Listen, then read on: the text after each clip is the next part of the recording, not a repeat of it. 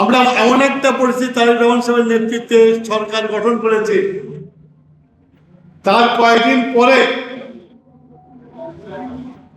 মধ্যপ্রাচ্যের যুদ্ধ শুরু হয়ে গেছে। এই মধ্যপ্রাচ্যের যুদ্ধ হচ্ছে হলো একটা অর্থনীতি চলার যে শক্তি, যে এনার্জি, যে জ্বালানি, সেটার উৎপত্তি স্থল হচ্ছে মধ্যপ্রাচ্য। সেই সময় আমরা এসে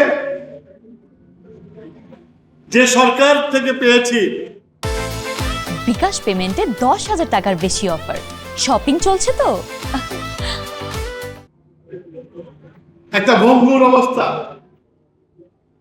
ঋণে জর্জরিত একটা বাংলাদেশ, যেখানে হাত দেওয়া যায় সেখানে বকেয়া ঋণ,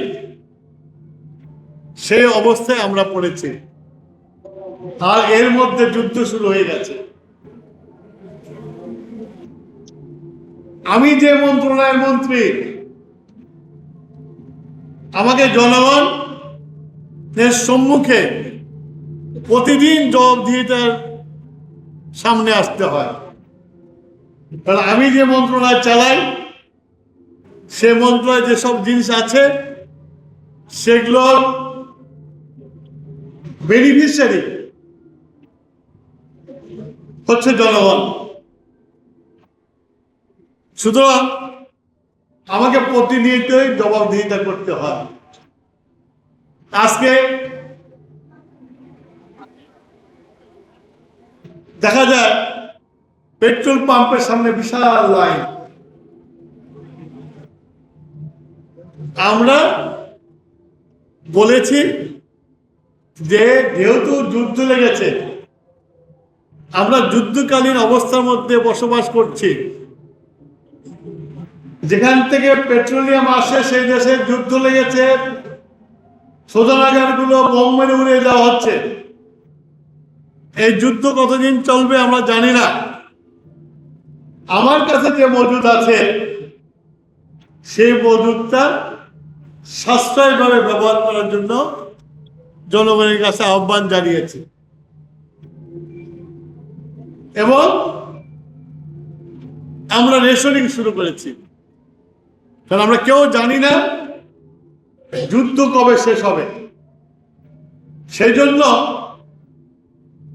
সব একবারে খেয়ে শেষ করার চেয়েতে চলার মতো ব্যবস্থা করে যদি আমরা চলি, তাহলে আমরা দীর্ঘদিন চলতে পারব। গতকালকে বলেছি আমি যে আমার মজুদ আছে, কিন্তু রেশনিং করে চলতে হবে। যেসব জাহাজ আটকে গেছে, যেসব জাহাজ মধ্য সমুদ্রে আছে, সেগুলো আস্তে আস্তে যেন আমার এই মজুদে কোনো হাত না পড়ে। অলরেডি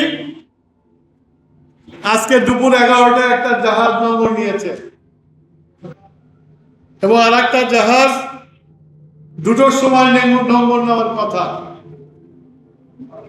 তাহলে এই 2টা জাহাজ এসে তেল ডেলিভারি করার পরে আমার মজুদটা আরো বাড়বে। কিন্তু এর অর্থ এই নয় যে আমরা যাচ্ছে তাই ভাবে খরচ করব। আমরা রেশনিংটা আমরা চালিয়ে যাব।